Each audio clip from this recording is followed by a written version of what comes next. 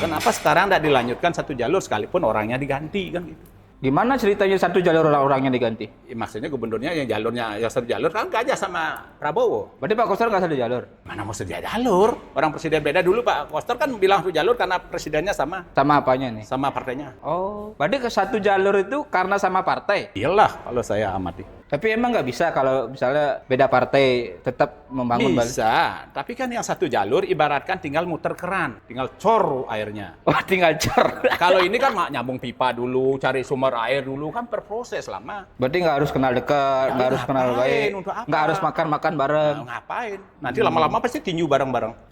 Beradu dia. Kan Kalau Pak Uko juga ada menanggapi di salah satu grup Apanya? WA kan, mengirim video yang Pak D Gajah menanggapi Oh. calon gubernur blog itu. kan lebih bagus begitu daripada, "Lah, saya blog ngapain kamu blog daripada ngomong itu untuk apa?" Saya blog, ya udah blog saya ada apa? Mana yang lebih bagus blog Ajem apa blog Polos? Semoga yang kedua kandidat tidak ada blog Ajum, tidak ada blog Polos kan gitu. Semoga. Kok bisa ada pangeran atau keturunan lah dari Keraton Majapahit ulung di Bangli nyalon gitu? Kalau saya tahu mungkin saya larang, jangan. Kita orang Bangli harus pakai orang Bangli dong. Jangan dong dilangkahi jadi orang Bangli. Kenapa sih Golkar tidak merekomendasi yang orang Bangli? Raden Cahyo ini katanya calon boneka gitu kan? Bener nggak itu? Kan saya kembali kepada calonnya. Kalau saya mau ngejas orang kan tidak boleh. Kamu boneka salah saya. Aku manusia loh. Berani lo taruh di Bangli itu ngomong nanti ngomong apa kita? Kalau misalnya nggak punya niat baik, ya ngapain beliau orang luar nyalon di Bangli? Minimal harus punya niat baik ke Bangli. Minimal. Udah niat baik, bukan orang Bangli lagi, parah nanti.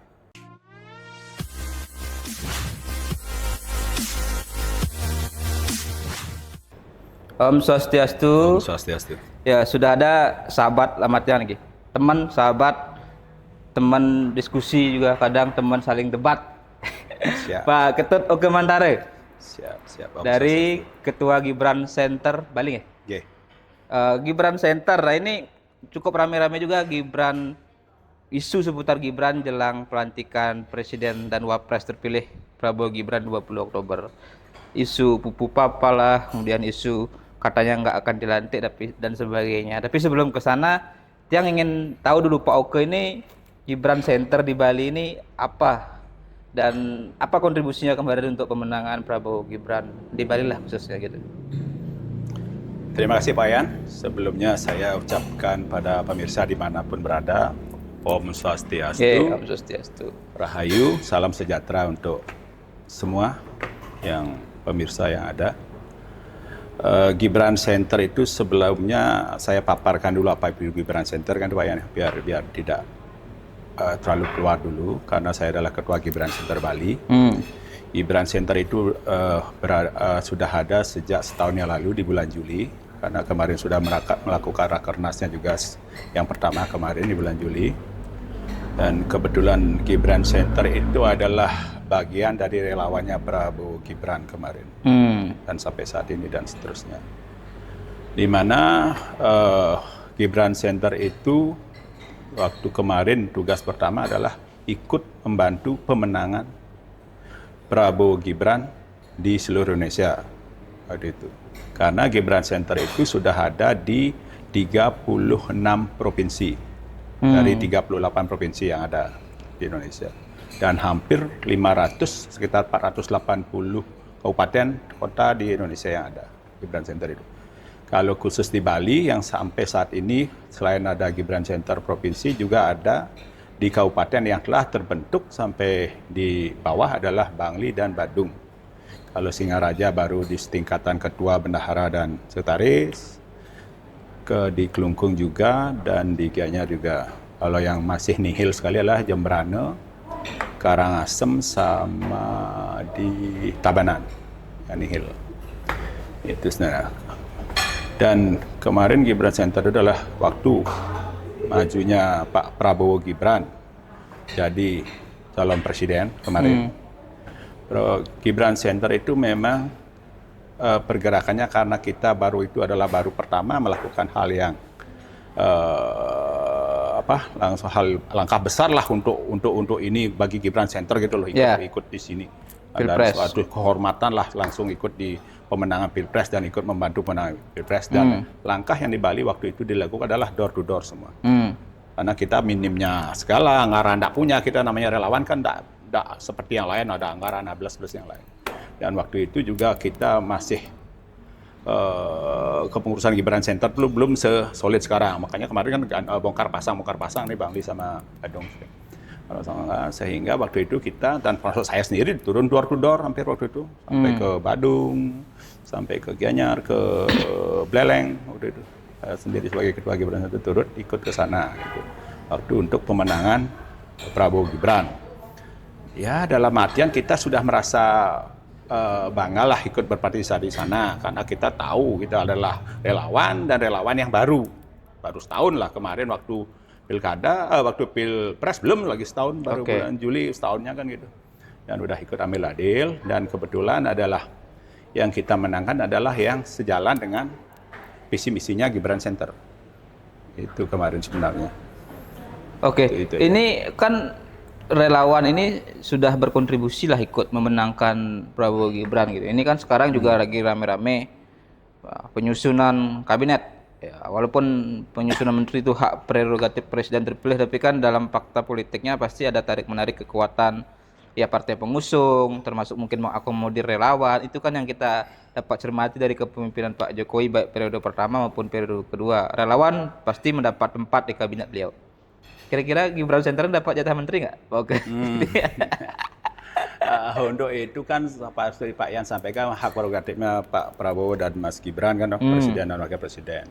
Tapi di internal isu Gibran Center di DPP memang isu itu ada untuk kita. Isu ini kan baru isu. Berarti Gibran Center dapat jatah lah si menteri. Belum dapat, baru isu. Baru isu. Bahkan sampai saya mendukung ini gitu. Apalagi waktu itu posnya untuk Jaksa Agung. Isu kan. Jaksa Agung. Tapi ya nanti terakhir udahlah di beliau-beliau yang berkomentar di dalam hal ini Pak Prabowo sama Pak Gibran mau diapakan, apakah relawan sampai dapat atau baru di sebatas partai dan orang profesional jatah itu udah habis, kita nggak tahu gitu loh. Dan kita sebagai relawan juga tidak mengharap itu. Namanya kita relawan adalah setia kawan tanpa harus pamrih kita gitu loh. Itu relawan. Kalau relawan pamrih bukan relawan namanya. Itu apa namanya, kalau udah pamrih itu bukan relawan lah intinya. Rela dibayar gitu. Kalau relawan ya setia kawan tanpa dibayar udah. Itu relawan itu, karena saya kan dari dulu Pak Yan tahu, saya dari dulu waktu Pak Jokowi relawan juga. Itu siap melayani tanpa syarat kan gitu zaman saya itu, karena waktu itu relawan di luar zaman itu justru ke sosial. Kalau sekarang mungkin agak ke ke sosial ada, tapi ada ke politiknya dikit gitu. Tapi Gibran Center ini yakin nggak pelantikan Prabowo Gibran, atau spesifiknya Gibran ini bakal dilantik? Karena kan isunya nggak akan dilantik, batal dilantik, diganti. Bahkan seperti ada isu diganti Puan. Kemudian kasus Pupu Papa yang rame, katanya juga itu bikin jarak dengan hubungan keluarganya Pak Prabowo. Itu gimana itu? Gini ya, kalau pemikiran saya atau analisa saya itu loh, bolehkah itu dilantik cuma satu? Ini yang maju kemarin kan paket. Baju berdua, tapi yang dilantik satu. Bolehkah itu? Undang-undang adakah undang-undang itu yang membolehkan? Itu satu. Itu bolehkah itu dulu pertanyaannya. Terus atas dasar apa mengugurkan Gibran? Sedangkan Pak Prabowo jalan kan nggak mungkin juga. Kemarin pokoknya milihnya satu paket Prabowo Gibran. Gitu. Dan itu kan biasanya saya lihat itu, dan saya baca di media sosial, saya pahami itu ya kayak onani lah, senang-senang sendiri itu. Siapa berarti yang onani itu? Ya, menyampaikan sendiri kan, sendiri, puas sendiri, apanya sendiri kan belum tentu itu benar gitu loh. Kan gitu jadinya. Berarti yang berharap Gibran nggak dilantik ini lagi onani? Bisa jadi begitu. Kan gitu intinya. Bisa jadi begitu. Fantasi mereka saja. Ya, fantasi pokoknya yang mana sih, nikmat sendiri pakai udahlah gitu. Kalau kita itu tanggapi kan susah kita. Makanya apalagi sekelas keluarga Pak Jokowi, Pak Mas Gibran itu kan orangnya udahlah ngapain itu ditanggapi. Biarin dia. Kalau memang ada sesuatu pelanggaran biarlah ke jalur hukum. Apalagi kemarin tak baca di media sosial udah dilaporkan ke Reskrim, ya silakan. Kan gitu.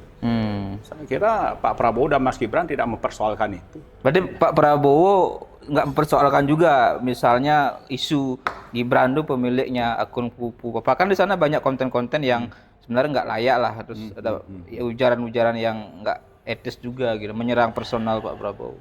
Saya yakin tidak. Pak Prabowo tidak mempersoalkan itu. Kenapa? Ada walaupun benar, apalagi nggak benar. Yang bilang benar siapa? Oke. Tapi yang bilang benar. Maksudnya kalaupun akun itu benar milik Gibran dipersoalkan nggak kira-kira? Ada yang berani mengatakan itu benar. Oke. Saya bocor, ada yang berani mengatakan itu benar. Ini benar loh, itu berani dah orang itu ngomong itu siapa entah siapalah. Berani enggak itu gitu loh mengatakan bahwa itu benar dan itu. Dan isu ini muncul kan sekitar awal September. Ya, ini dalam pelantikan lah kan? Sebulan jelang pelantikan. Kenapa kalau mau mengganggu ini Prabowo Gibran, kenapa waktu saat pemilihan Prabowo Gibran diganggu dengan isu itu? Saat Pilpres. Kan keren waktu itu diganggu. Kenapa didiemin? Kalau itu memang ada gitu loh. Ya. Kenapa baru sekarang mau ganggu? Udah baru mau pelantikan kita ganggu. Mana bisa? Negara kita punya hukum, punya segalanya. Masa negara mau dikalahkan oleh orang-orang yang nggak jelas gitu loh. Silakan nanti kalau misalnya yang laporin, silakan laporin ke hukum yang jelas gitu loh. Nanti di sana berproses. Ini kan prosesnya panjang, artinya tapi itulah namanya dinamika politik, dinamika ya pokoknya ada kesempatan sedikit masuk. Sekarang semua punya hak yang sama gitu, tapi ya lama-lama udah lah. Pelantikan 20 Oktober akan terjadi, akan selesai. Pak Prabowo Gibran akan membangun Indonesia untuk lebih maju daripada sekarang, itu aja intinya. Ya, tapi kan banyak juga yang membahas, media-media besar juga membahas katanya sudah ada jarak nih antara Pak Prabowo dan Pak Gibran. Terus Gibran ini nggak dilibatkan serius untuk penyusunan kabinet, atau kalau kita istilah di Bali istilahnya mungkin kesepean gitu. Itu gimana itu? Tugas media apa sih? Kan membuat berita. Kan nggak salah beliau membuat berita media-media. Kan gitu. Silakan media membuat berita. Memang tugasnya media memberitakan. Tapi bukan hanya media loh, ada pengamat juga. Silakan pengamat membuat pengamatannya menurut dia sendiri. Kan tidak kecuali seluruh 250 juta penduduk Indonesia mengatakan itu Gibran, bisa lain ceritanya. Kalau yang mengatakan cuma 10%, 16% kan ya gimana saya bilang ya gitu loh. Itu belum move on gitu. Belum ya gitulah namanya udahlah, politik itu memang begitu gitu loh. Ada celah sedikit, siapa tahu dengan ngomong gitu saya udahlah punya harapan-harapan tersendiri semua. Tapi pada dasarnya kita sebagai warga negara Indonesia yang baik, kenapa kita tidak buat negara ini maju? Kenapa buat negara ini baik? Terus juga Prabowo Gibran udah kan mau dilantik. Untuk apa lagi? Gitu loh. Mau ngapain? Itulah. Oke, nyambung juga ke daerah gitu kan. Momentum 20 Oktober ini juga sebenarnya mungkin saja momentum yang ditunggu-tunggu oleh calon kepala daerah, khususnya mungkin yang ada satu jalur lah dengan Pak Presiden gitu, Pak Presiden terpilih gitu. Nah, di Bali kan kalau yang mengaku satu jalur kan Mulia Pas ini. Nah, Gibran Center dukung Mulia Pas apa gimana? Kan saya sampaikan dari awal saya Gibran Center adalah mendukung Prabowo Gibran. Karena kalau ke bawah otomatis kita akan dukung ini. Kalau itu kita tidak nyambung dengan Prabowo Gibran, akhirnya kalau ada gubernur bupatinya sama. Nggak satu jalur lagi berarti? Nggak satu jalur lagi. Berarti tegas dukung Mulia Pas? Kalau Bali saya tegas. Mulia Pas, Gibran Center. Kenapa Pak Oke? Mulia Pas apa? Di samping satu jalur, di samping itu kita butuh anak muda. Tapi apakah Koster Giri, Pak Giri bukan representasi anak muda? Menurut saya, kalau menurut orang lain mungkin dia muda, tapi kalau menurut saya De Gajah paling muda umur, kalau lihat umur masih kecil. 43 ya? Lebih kecil daripada saya. 43 kalau Pak Koster lebih tua daripada saya.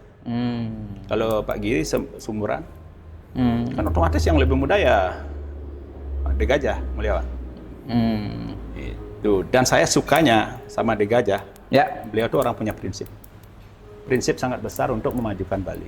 Kenapa saya gitu? Cita-cita beliau kan cuma jadi wakil gubernur. Awalnya. Tapi ketika dikasih amanah oleh Pak Prabowo, kamu buat jadi gubernur, berani dia. Itu punya prinsip loh orang. Daripada awal-awal cita-cita dari gubernur, dari wakil. Oh, ini ceritanya kebalik, ini ceritanya gitu. Itu orang prinsip, saya ngomong prinsip. Ada yang awalnya hanya niatnya atau ya cukup wakil gubernur saja, tapi ditugaskan, berkahnya dapat calon gubernur. Ada yang ngebet jadi calon gubernur, tapi ujung-ujungnya calon wakil gubernur.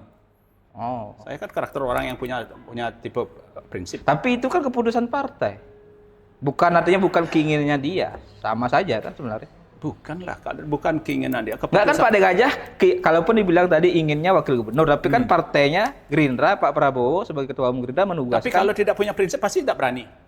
Atau Tidak ditolak, berani. ditolak. Pasti ditolak, takut. Saya tidak berani Pak, saya cuma maju. Saya wakil aja pasti gitu. Apalagi sudah dapat wakil ketua DPR kan Apalagi sebenarnya. udah DPR udah jadi wakil ketua. Tinggal dilantik, Karena tapi dia punya, saya Gajah tuh saya punya prinsip. Oh. Itu saya suka. Saya orang-orang yang suka tuh suka secara pribadi lah orang-orang yang punya prinsip. Soal kalah menang kan biasa pertarungan besok. Bisa De Gajah kalah bisa jadi, Koster kalah bisa jadi. Kan gitu. Nanti kan masyarakat Bali. Tapi kalau kan, dibilang punya prinsip kan rame juga di netizen atau di medsos. Dulu video yang Pak De Gajah sebagai ketua Pemuda Bali Bersatu mendukung Pak Koster 2 periode yang tahun 2022 ke bawah lah. Berapa saya lupa tahunnya itu. Kemudian sekarang malah jadi lawannya Pak Koster. Apa itu artinya nggak punya prinsip? ketika itu mungkin di mata saya ketika itu mungkin di mata De Gajah lah ketika itu Wayan Koster adalah sangat bagus. Kala itu. Berarti belakangan nggak bagus? Bukan itu. Dengan mempunyai ide yang satu jalur.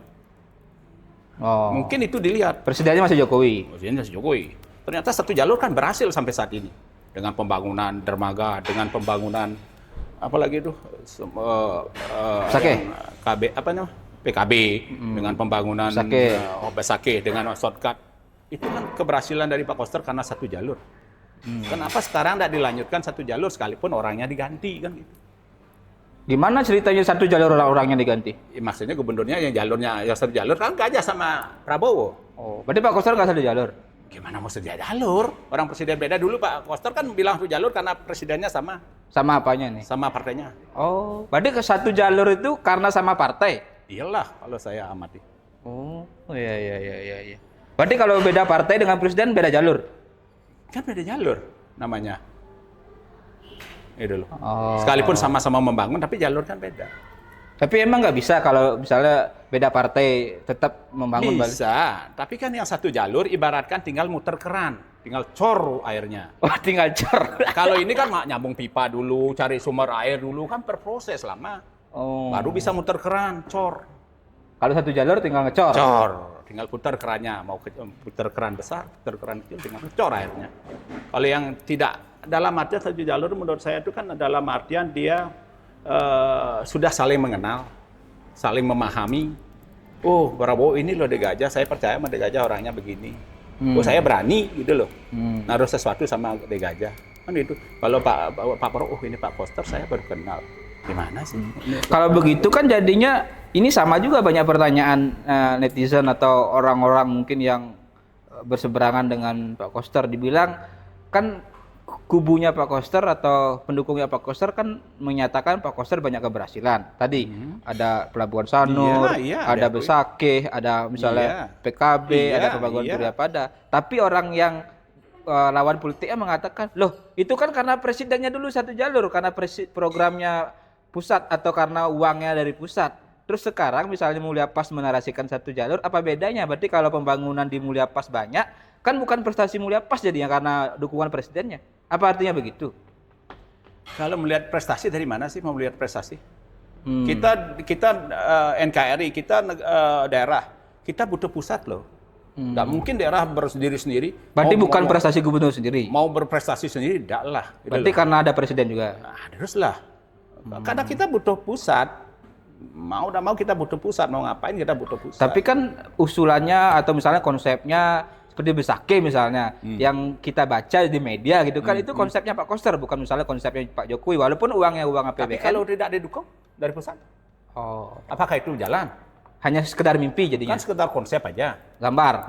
Muter gitu konsep. Kan tidak juga. Ini kan pusat dengan daerah ini harus bersinergi untuk itu gitu loh. Tapi kan dalam hal itu juga tidak bisa dinegasikan prestasi Pak Koster dalam hal itu. Kalau prestasi Pak Koster membuat satu jalur itu hebat. Oke. Saya bangga dengan Pak Koster, dengan sistem satu jalurnya. Kalau dapat satu jalur, mungkin dulu zaman Pak Mangku Pastiko ketika didukung Demokrat juga cuma dia tidak paham waktu itu dengan satu jalur. Jalan tol jadi, kan ketika Pak SBY presiden tuh, salah. Ya. Di periode Pak Mangku kedua ya. Kedua kan Demokrat. Pak Mangku kan Demokrat. Kan turun jalan tol. Mau apa lagi? Siapa presidennya di Bali? nyambung.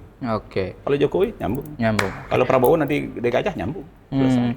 Nah, selain oke lah satu jalur itu bisa ada, bukan ada benarnya, tapi karena narasi itu juga digunakan oleh ketika 2018 oleh calon-calon PDIP di Bali gitu. Jadi ya susah juga kalau kita mau membantah itu. Tapi yang saya ingin tanya begini Pak Oke. Pak Oke katanya tadi mendukung Mulia Pas selain karena pusat ya, juga karena satu jalur. Apa nggak ada interest pribadi Pak? Atau misalnya kedekatan dengan Gajah atau apa gitu? Atau pengen apa gitu? Saya dengan De Gajah tidak ada dekat, dan sekarang pun baru kemarin, baru sejak jadi calon baru salaman. Nggak kenal, maksudnya nggak kenal dekat? Nggak kenal. Cuma saya punya prinsip, hati saya, tujuan saya, visi misi saya, kok mau sama dengan De Gajah? Saya sama dengan Gibran, masa saya harus nempel jadi ketua Gibran Center dengan Gibran, kan enggak juga toh. Cukup batin saya, hati saya, tujuan saya sepaham dengan Gibran. Udah selesai. Berarti nggak harus kenal dekat, nggak harus kenal baik, nggak harus makan bareng. Nah, ngapain? Nanti lama-lama pasti tinju bareng-bareng. Beradu dia kalau udah makan bareng-bareng, lama-lama pasti bertinju bareng-bareng. Kan gitu. Kan kebanyakan gitu. Makan bareng-bareng, lagi tahun depannya berantem dia bareng-bareng. Kalau cuma kita antar batin, kita tujuan, visi kita sama, kan nggak mungkin kita berantem. Tapi kalau nggak dekat secara personal, misalnya kalau ada sesuatu atau proyek lah misalnya bahasa kasar, atau ada sesuatu yang bisa menguntungkan personal, kan nggak dapat. Saya relawan. Tidak menarget di sana. Saya relawan, ketua relawan Gibran. Namanya relawan, setia kawan. Siap melayani tanpa syarat kan gitu. Berarti bukan tipe-tipe gini ya, penjilat gitu ya? Enggak lah. Udah apa gitu loh, apalagi kalau saya pribadi udah sumur, Tuhan memberikan cukup dan bahkan lebih kan gitu. Udah apa gitu. Berarti kalau istilah di orang pacaran itu apa ya? Jauh di mata, dekat di hati. Ya. Itu. Sama dengan Pak Jokowi juga, saya di mata, dekat di hati. Biar saya ada pernah nempel sama Pak Jokowi, tapi ketika lihat itu, aduh. Kita pakai rasa kadang-kadang itu loh. Kita orang kalau sudah pakai rasa beda lain, beda rasa, pokoknya merasakan itu beda. Tapi kalau nggak dekat misalnya dengan calon pemimpin yang Pak dukung, gimana Pak tahu karakternya dia? Karena Pak De Gajah misalnya Pak bilang tadi orangnya apa gitu, gimana Pak tahu karakternya kalau nggak dekat? Kan tidak tahu, kita tidak perlu tahu karakter secara pribadi. Kita kan secara pandangan, secara umum, oh De Gajah akan melakukan ini untuk Bali. Oh De Gajah untuk ini untuk Bali, kan cukup itu. Masa saya harus tahu karakter De Gajah harus gini untuk apa pribadinya? Saya tidak mau tahu pribadinya De Gajah. Yang penting programnya dan visi misinya dia jelas untuk Bali, untuk kemajuan Bali, bukan untuk saya, bukan untuk Gibran Center. Itu. Tapi kan juga kemarin saya menarik yang Pak Oke juga mengomentari ada mungkin netizen atau pihak-pihak yang meragukan kemampuan personal atau capability seorang De Gajah. Bahkan ada istilah calon gubernur blog gitu. itu gimana? Masa calon gubernur blog itu maksudnya gimana itu Pak Oke? Saya rasa Pak De Gajah kalau pendidikan kan kalau nggak salah beliau S2 kan? S2. Kalau dibanding dengan misalnya Pak Koster mungkin kalah satu level karena Pak Koster doktor. Tapi kalau dibanding Pak Giri, kalau kita bicara perspektif pendidikan kan Pak Giri kalau nggak salah hanya sarjana. Nah itu gimana masa? Yang ngomong blog itu siapa? Kan ada di medsos. Bahkan ditanggapi oleh Pak De Gajah kan buat video beliau. Karena dibilang gubernur blog gitu. Beliau karena merasa misal beliau menganggap dirinya. Yang ngomong dari awal itu yang ngomong blog itu netizen. Ya mungkin. Kan Pak Oke juga ada menanggapi di salah satu grup WA kan, mengirim video yang Pak De Gajah menanggapi calon gubernur blog itu. Sehingga De Gajah menanggapi apa yang disampaikan oleh netizen gitu. Iya. Kan lebih bagus begitu daripada, "Dah, saya blog ngapain ngomong blog daripada ngomong itu untuk apa?" Kalau udahlah saya blog, ya udah blog saya ada apa. Beliau kan bahkan sampai beliau minta masukan masyarakat kan, Pak De Gajah bikin di website gitu. Makin merasa diri blog, makin rajinlah turun ke bawah untuk minta masukan. Makin merasa pintar, makin jadi orang lah mengajari orang yang semua orang diajari, bahkan diajar beneran. Karena merasa diri pintar. Kalau merasa diri blog ya belum tentu blog dulu. Merasa diri blog, ya udahlah kita turun ke bawah. Namanya kita meminta nasihat, meminta ujangan, meminta ilmu, kan bagus. Tapi berarti bukan benar-benar blog lah maksudnya kan? Enggak lah. Tapi enggak merasa dirinya hebat gitu maksudnya? Enggak lah, ini kan bahasa-bahasa santun sebagai orang Bali mesti harus begitu semestinya. Itu ada jumawah gitu loh. Kalau orang-orang yang saya pintar itu kan jumawah. Ya. Tapi kan kadang juga ada orang yang merasa pintar, merasa hebat, tapi oleh orang lain dianggap blog. Bahkan mungkin ada istilah blog ajem gitu. Nah, tapi ada juga di sisi lain istilah blog polos. Nah, itu mana yang lebih bagus, blog ajem apa blog polos? Semoga yang kedua kandidat tidak ada blog ajum, tidak ada blog polos kan gitu. Semoga tidak ada itu semua. Semua beliau adalah orang-orang hebat di Bali yang maju ini dua-duanya, baik Pak Koster, Pak Giri, Pak De Gajah maupun Pak Putu Agus Suryanyano adalah orang hebat yang pasti lebih hebat dan saya. Kalau saya lebih hebat mungkin saya calon gubernurnya. Itu kita harus akui jadi orang juga gitu loh. Jangan menganggap calon gubernur itu di bawah kita. Kalau kita lebih hebat kita dong jadi, tidak mereka. Sepakat ya. Kan gitu. Ya. Ya, itu kita jadi orang tuh juga harus berpikiran yang normal lah, jangan pikiran terlalu aneh-aneh juga. Itu. Yang penting kita sekarang bertarung dengan baik-baik, dengan program yang bagus. Turun baik-baik gitu loh. Soal kalah menang nanti kan ada apa. Tapi kalau saya yakin nih Gajah akan menang. Apa saja parameternya kalau yang membuat Pak Oke yakin Mulia Pas ini bisa menang? Selain faktor satu jalur ya. Kalau satu jalur begini, saya beberapa kali, mungkin hitungannya hampir 3 kali ya dengan sekarang mengikuti Pilgub ya, sebagai konteksnya sebagai wartawan lah, yang mengamati dari dekat gitu, melihat dari dekat dan tahu dari dekat gitu.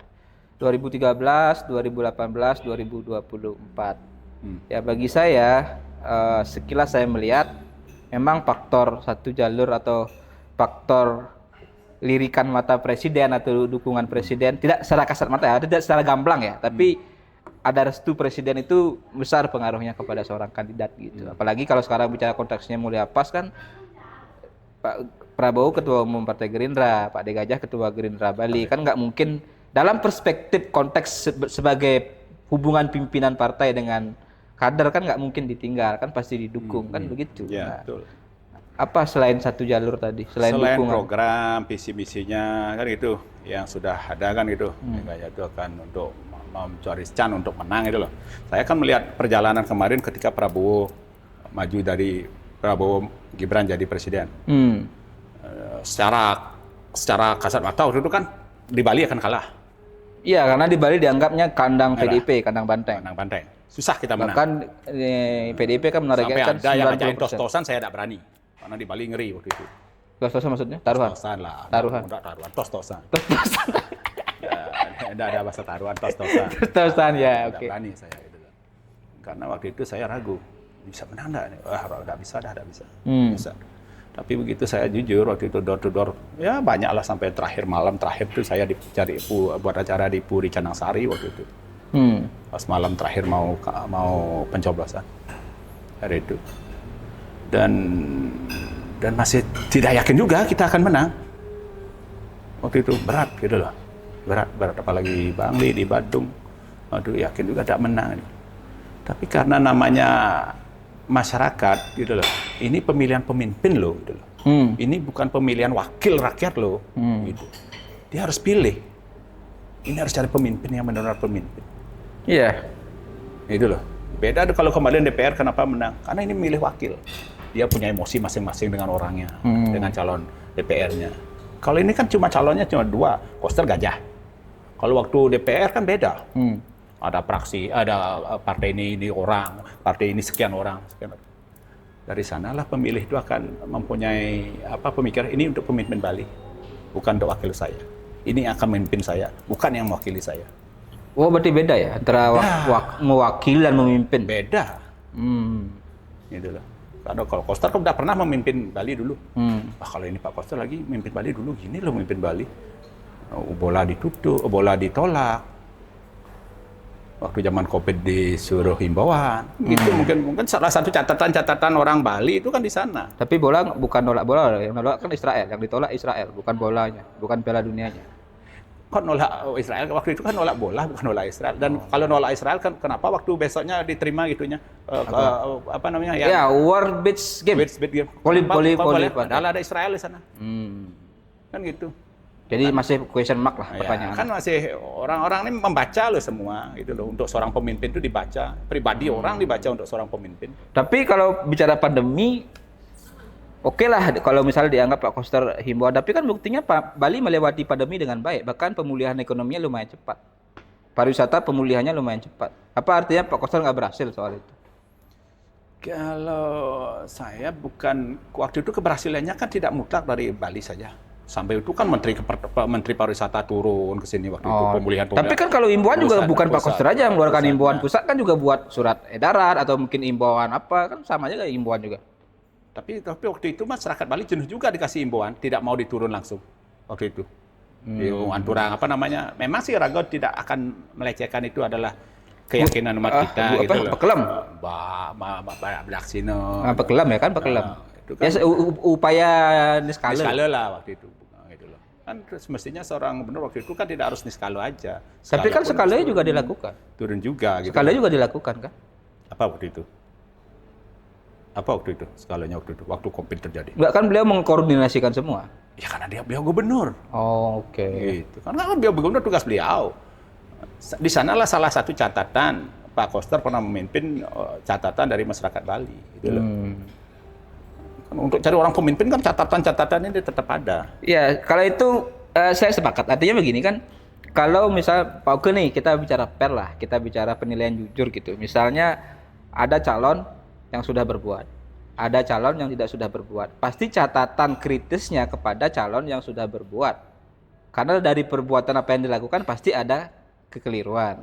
Ada catatan-catatan minusnya. Tapi kalau yang belum melakukan sesuatu, ibaratnya kan catatannya bersih. Tidak ada nilai merahnya, tidak ada nilai hijaunya, tidak ada nilai birunya, tidak ada A plusnya, tidak ada minusnya. Tapi kalau yang sudah berbuat pasti ada plus minusnya. Nah itu gimana? Dari perspektif itu fair nggak menilai pemimpin atau dua calon sekarang ini? Kan yang satu dianggap belum berpengalaman, yang satu dianggap sudah berpengalaman tapi banyak catatan-catatan. Tapi untuk memilih calon pemimpin satu di antara dua kan harus ada yang ada catatan begini, yang satu masih baru, mungkin pikiran orang lebih baik pilih yang baru. Loh kenapa? Sesuatu yang baru itu kan jreng. Oh gitu, fresh, gitu loh. Entah besok, entah berjalan, gimana? 5 tahun lagi ada kesempatan. Di sanalah ada catatan nanti 5 tahun. Berarti kalau nggak berhasil diganti sama baru lagi gitu? Bisa jadi lagi 5 tahun. Cari yang baru lagi? Ya gitulah mestinya. Sesuatu yang fresh lah kita butuhkan. Di samping itu gini loh, kalau Bali saya amati dari dulu. Dari dulu loh. Kenapa saya katakan mungkin bukan karena saya dukung DKJ, karena analisa saya dari dulu zamannya Golkar, zamannya Pak Harto, Bali hampir 99% Golkar. Ya. Kan? Ya. Zamannya Jokowi hampir 99% merah. Enggak, sorry saya koreksi sedikit. Ketika Pak SBY jadi gubernur presiden. Pak SBY jadi presiden 2000 sebentar ya. Periode pertama lah intinya. Periode pertama intinya. Waktu itu kan gubernurnya dari PDIP. Waktu itu. Tapi kan tetap waktu itu PDIP juga mayoritas di parlemen, di legislatifnya. Karena waktu itu PDIP kan masih pres juga. Oke. Itu loh. Baru tadi. Baru sekarang kan hampir 25 tahun beliau PDI. Udah kelihatan lah titiknya di mana. Udah diamati lah oleh semua lapisan masyarakat. Terlepas ada yang bilang bagus, terlepas ada yang bilang kurang, gitu loh. Kan belum tentu semua bilang kurang, tapi belum tentu semua bilang bagus. Dari persentase itu kan kita bisa baca. Begitu PDIP itu Jokowi merah total. Kenapa sekarang Gerindra begitu putih? Bali tidak akan putih. Tapi fakta di parlemennya Gerindra cuma 10 kursi di DPRD Bali. Itu berbanding 55. Itu wakil rakyat. Tapi untuk seorang pemimpin, kenapa tidak bisa? Itu. Pokoknya Bali inginnya bersama-sama dari dulu. Kadang kangen bareng-bareng itu. Zaman KB jam kejang, Bali nomor 1. Zaman transmigrasi bareng-bareng jam kejang. Zaman Golkar bareng-bareng jam kejang. Berarti sekarang eranya Prabowo. PDIP zaman bareng-bareng. Kalau sekarang saya rasa lumayan pengaruhnya itu jadi. Memang udahlah putih pada bareng dia susah-susah. Toh juga tetap kita sebagai rakyat kecil mengharapkan uluran dari pusat. Ya itu memang cukup menarik ya kalau kita melihat Pilgub Bali ini. Tapi kalau kita melihat juga ke daerah, Oke dari mana? Bangli. Saya dengar di Bangli ada calon yang katanya keturunan Majapahit, Keraton Majapahit, itu Raden Majapahit apa gimana itu? Kok bisa ada pangeran atau ya keturunan lah dari Keraton Majapahit ulung di Bangli nyalon gitu? Itu tanyakan yang nyalon. Kalau saya tidak bisa menyampaikan apa tentang hal itu. Pak kan juga di partai. Dan yang nyalon yang menurunkan rekomendasi. Pak kan juga di partai, di Golkar. Sekalipun partai kan tidak harus tahu komennya beliau, harus dikomennya apa secara pribadi ulung di Bangli. Oh, nggak, Pak kan pengurus di Golkar nih kalau nggak salah. Pengurus DPD Golkar Bali. Masa nggak tahu kok bisa ulung rekomendasi kepada Pangeran Majapahit? Gimana saya mau tahu, cuma jadi pengurus mungkin ya ketua Bali bisa tahu, ketua Bangli bisa tahu, DPP yang baru Pak Bahlil bisa tahu kenapa harus itu. Kan gitu. Kalau saya tahu mungkin saya larang, jangan. Kita orang Bangli harus pakai orang Bangli dong, jangan dong dilangkahi jadi orang Bangli. Masalahnya kan di sana. Beliau orang mana itu? Yang pasti orang dari Jawa mana, tidak tahu, kurang tahu saya. Berarti bukan nggak ada di darah Bangli sedikit pun? Saya sebagai orang Bangli, jujur ngomong sebagai orang Bangli, saya kecewa. Orang Bangli dilangkahi. Kan gitu. Bukan saya tidak menolak NKRI, bukan artian saya tidak mau dengan orang luar. Tapi sebagai seorang Bangli, saya dilangkahi dengan munculnya calon itu. Kenapa sih Golkar tidak merekomendasi yang orang Bangli? Emangnya Bangli kurang orang? Kan nggak juga sih. Oke. Terus di masyarakat gimana responnya? Kan ada 3 calon nih. Nomor itu Raden itu nomor 1 ya? Nomor 1 dengan Winantara yang ketua Golkarnya Pala di Bangli kan? Ketua Golkar tuh. Yang 2 petahana. Sunarte, dia. Ketiga Gus Giri Subrate, Giri Brate. Yang didukung Gibran Center itu. Loh, kok bisa Pak kan Golkar kok dukung nomor 3? Kan Gibran Center bilang bukan Golkar. Tapi kan kader Golkar Pak melekat. Saya kan di provinsi. Oh. Salahkah Gibran Center di Bangli mendukung itu? Oh, di Gibran Center di Bangli maksudnya? Kan Pak kan ketua Bali, Gibran Center. Tapi ketua Bangli, masa saya larang? Kan nggak boleh. Kalau Gibran Center, ya pasti dukung Giri Brate. Gibran Center, Bangli maupun Bali? Bangli maupun Bali. Berarti kan Pak ketua Bali? Kalau Golkar, pasti dukung Golkar semua. Golkar kan dukungnya dukung Golkar Raden semua. Cahyo. Golkar semua. Golkar semua maksudnya? Yang ada Golkarnya. Yang ada Golkarnya yang mana? Yang ada Golkarnya, Bali ada Golkarnya. Siapa? Kan ada, Golkar kan ikut di sana. Kim Plus. Yang dukung. Suyaso kan ada Golkarnya, Kim Plus. Enggak, maksud saya di Bangli maksud saya. Di Bangli ada Golkarnya, didukung oleh Golkar. Siapa ada Golkarnya? Kan calon nomor 1 yang diusung oleh Pasti Golkar. Golkar dukung dia. Kalau nomor 3 nggak didukung Golkar? Pasti didukung Gibran Center Bangli. Oh. Kan nggak salah. Ya. Gibran itu kan relawan, bukan partai. Kalau saya di Bangli itu Golkar pasti dukung Golkar. Tapi tak tahu hasilnya nanti kayak apa. Tapi kan itu tadi cuma ada kemarin penolakan dari ketua PKPK. Bersurat untuk menolak itu. Dan ketua PK rata-rata pecat. Di nomor 3. Di nomor 3. Oh, di nomor 3. Oke, maksudnya ke Giri Brate. Kalau kita bicara secara historis kan sebelumnya 2020 Golkar ini kan mengusung Subrate kan? Calon bupati kan? Subrate sama Kankuto. Subarwate kan? Nah, terus kalau 3 calon ini gimana? Ini kan juga ada anggapan Pangeran ini atau Raden Cahyo ini katanya calon boneka gitu kan? Bener nggak itu? Dia merasa tidak calon boneka. Kan saya kembali kepada calonnya. Kalau saya mau ngejas orang kan tidak boleh. Kamu boneka, salah saya. Aku manusia loh. Berani lo taruh di Bangli itu ngomong, nanti ngomong apa kita? Kan tidak boleh ngejas orang gitu. Oke. Tapi kan si Raden Cahyo ini mungkin niatnya baik lah untuk Bangli. Karena kalau misalnya nggak punya niat baik, ya ngapain beliau orang luar nyalon di Bangli? Minimal harus punya niat baik ke Bangli, minimal.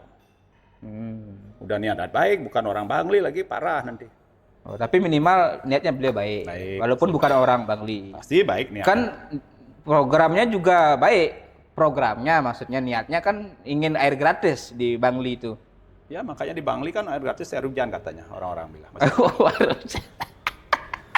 Atau air danau, nyelong pendidi di Danau Batur, tinggal selong kan gratis. Kan juk-juk di Bangli air gratis hujan itu katanya. Oh, atau air danau. Ya kan juk-juk masyarakat kan biasa lah. Oh, gitu. Tapi cukup Oke. berani. Cuma beliau kan orang Golkar, calon Golkar. Dia kan calon Demokrat. Iya, beliau orang Demokrat, pengurus Cuma DPP. direkomendasi oleh Golkar. Yang Juga sama. Golkar dan Demokrat. Itu Golkar sama dan Demokrat. Kalau beliau orang Golkar tidak. Hmm. Itu Terus masyarakat Bangli ini, berarti kalau misalnya, mohon maaf ya, saya bukan rasis ya. Kita kan di Bali itu atau setiap pilkada deh kan ada istilah jele melah nyamegelah. Walaupun jele yang penting nyamegelah, pilih gitu kan. Itu berlaku nggak di Bangli jele melah nyamegelah? yang itu tidak usah diomongin. Saat pemilihan 27 November lihat aja suaranya. Tapi masa misalnya kalau jele melah nyamegelah dua calon lainnya dianggap jelek, kan harusnya bagus. Apanya? Dua calon yang lain, ya petahana maupun Gus Giri kan harusnya bagus. Kan bagus memang. Hmm. Orang Bangli, orang berkompeten, Sedanato bupati, mantan bupati, Diar mantan wakil bupati, Gus Giri. Bukan mantan masih bupati. Udah enggak sekarang. Enggak. Udah. PL apa istilahnya? PLT apa? PLT kan otomatis tidak menjabat ya. Ya tapi kan bukan mantan, kan belum selesai masa jabatannya. iya. Apa istilah cuti Cuti bupati. Dan kalau Gus Giri adalah orang mantan sekda, mundur dia. mantan wakil adik Bupati Ladip, Adik bupati. adik Bupati Ladip, mantan anak bupati juga. Bapaknya dia kan bupati dulu. Oh ya. Kalau Subrate Kalau adik Subrado, bupati. adik Bupati Bangli, mantan Bupati Bangli, Adik mantan bupati Bangli. dan pernah maju jadi Calon calon bupati. bupati kalah dengan tipis waktu 5 tahun yang lalu kan gitu. Makanya seru antara 1 dan 3. Satu dan 2 dan 3. dua dan tiga. Kalau satu berarti berapa suaranya nanti? Lihat aja nanti. Saya tidak bisa prediksi yang itu. Saya apalagi orang Golkar nanti sekarang saya dibilang anu Golkar kan repot saya. Oke. Saya orang Golkar harus tetap di Golkar, tapi untuk 27 November kan tidak tahu. Ya, Dan 27. lagian juga KTA Gus Giri juga Golkar. Masih Nah, itu yang KTA menarik kan Gus Giri kan juga sebelumnya sudah berKTA Golkar. Sampai saat ini masih KTA Golkar. Bahkan sudah ikut survei kan? Dua-duanya ikut KTA Golkar. Ya, ya, Subrata KTA Golkar. belum dicabut. Belum lah. Oh. Kan Berarti kalau saya sekalipun dukung dia kan tidak salah, sama-sama KTA. oh. Justru saya dukung Tapi- Raden Cahyo, saya salah, tapi- KTA Demokrat. Tapi IPA dipecat loh yang Jembrana. IPA dipecat yang Jembrana. Ya ada apa dipecat? Dipecat jadi pengurus kan ada apa? Yang penting jangan dipecat jadi Golkar. Oh ya, dipecatnya dia pengurus ya. Kan ada apa? Bukan 5 tahun dipecat. lagi kan ada musda lagi pengurus baru, lagi ditarik. Apalagi di Golkar tuh istilah kembali ke kawitan tuh keren di Bali kan.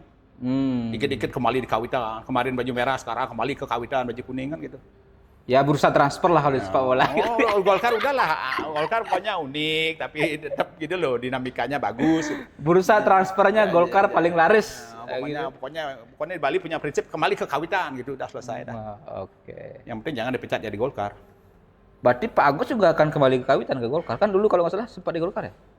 Sempat Agus Ratna. kurang tahu? Sempat ya? Enggak kurang sih, tahu. enggak ya. Enggak sih. Oh, kayaknya. nggak tahu. Tapi harapannya Pak Agus pakai baju kuning. Kalau terpilih mulia pas. Terserah beliau. Kan terserah beliau. Tapi kalau gitu kan Golkar nggak punya wakil gubernur. Karena sebelumnya Golkar punya wakil gubernur Pak Sudikerte kan. Iya, kan punya gubernur nanti. Tapi kan gubernurnya Gerindra. Enggak apa, kan tetap kita milik kita juga. Wah, gubernur rakyat Bali. Rakyat Bali. Bukan gubernur partai. Kan. Siapa mau jadi gubernur partai? Oke. Boleh lah. Pak Oke, terakhir mungkin Pak Oke, closing lah. Gibran Center ini apa mungkin ini untuk pemilih-pemilih ini menjelang 27 November lah. Apa untuk pemilih ini? Nah, muda lah kita khusus.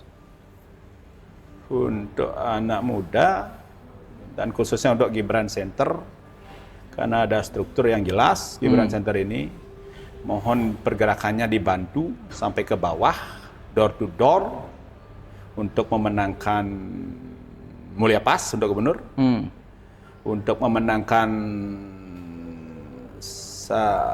Giri. Badung. Oh, Badung, Suya Dinata. Siapa namanya? Pak? Suya Dinata. Sudia Dinata. Suya Dinata. Suya Se Alit Yan Dinata. Di Badung.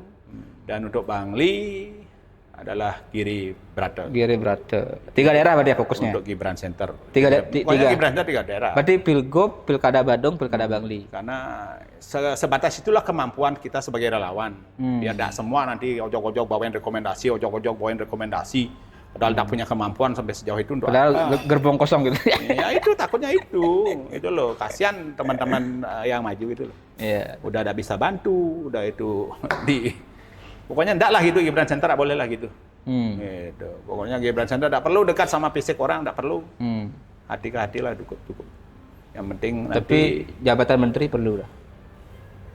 ya mudah-mudahan ini kan. Tapi kalau saya bilang dari tadi mungkin di partai sama di profesional juga habis. Gimana mau dapat di relawan gitu loh. Tapi kan bisa nunggu resapel. Kan kasihan. Nunggu resapel kan bisa. Belum dilantik udah mau direstafel kan. Ya kalau nggak pastinya pasti ada resapel kan, nggak mungkin nggak ada resapel. Nunggulah pasti kalau ada Relawan juga banyak ribuan. Ada, Relawan kalau, siapa? Kalau ada resapel pasti dapat lah. Kan relawan ribuan. Tidak Gibran Center aja. Oke. Kan banyak relawan. Berarti antar relawan pun ada persaingan. Yang pasti relawan di Gibran Center tidak terlalu mengharapkan itu, jujur dari DPP. Kita harap adalah bekerja untuk Indonesia. Relawan itu memang itu arahan dari ketum saya. Apapun nanti kita bekerja tetap gitu loh. Untuk Indonesia dalam hal ini tidak terlalu mengharapkan jabatan, tidak perlu mengharapkan harus dekat dengan si A si B, tidak usah. Itu Gibran Center. Oke, siap Pak Oke. Itu arahan ketum saya, Pak Marsdianto. Marsdianto. Ya. Terima kasih sudah ngobrol-ngobrol dengan kita. Nanti saya tunggu Pak, katanya punya kebun apa durian. Ada kebun durian. Ya, saya cukup berkebun durian, saya harus dekat dengan durian saya karena larang menghasilkan uang. Enggak, tapi biasanya kalau orang yang punya kebun durian sering ketiban durian runtuh, Pak. Nanti durinya tajam ngeri juga sih. Tapi rata-rata durian berduri loh, ngeri loh. Oke. Tapi kalau durian runtuhnya di depan mata atau di depan ya, tangan kan nggak apa-apa. Iya, kalau duriannya runtuh yang utuh, duriannya yang udah bekas pompong semal jatuh kan bahaya, kita brek itu durian apa kita nggak bisa dimakan juga itu. Ya, oke. Kita akan main-main nanti ke kebun duriannya Pak Oke, Ketua Gibran Center Bali. Terima kasih. Salam Bali satu. Santai-santai. Om Santi.